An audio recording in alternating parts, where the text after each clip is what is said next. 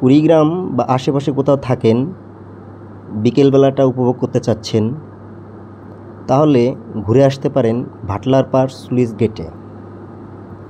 এটি কুড়িগ্রাম সদর উপজেলার মোগলবাসা ইউনিয়নে অবস্থিত। ধরলা নদীর পাড় ঘেঁষে গড়ে ওঠা এই স্লুইস গেটের সৌন্দর্য বিমোহিত করে ভ্রমণ পিপাসুদেরকে। একদিকে স্লুইস গেট, অন্যদিকে ধরলা নদী, অপরূপ সৌন্দর্যময় একটি স্বচ্ছ পানির স্লুইস গেট। এখানে যাবেন আপনি মোগলবাসা বাজার থেকে ধরলা নদীর কিনারা ঘেঁষে কাঁচা রাস্তা দিয়ে যেতে পারেন। সেক্ষেত্রে আপনি একটি রিক্সা নিতে পারেন, রিক্সাওয়ালাকে বলতে পারেন যে কাঁচা রাস্তা দিয়ে যাবেন। আর একটা ভালো রাস্তা আছে, সেটা হচ্ছে মোগলবাসা বাজার হয়ে সাতকুড়া পার হয়ে মাজা গ্রামে যেতে পারেন।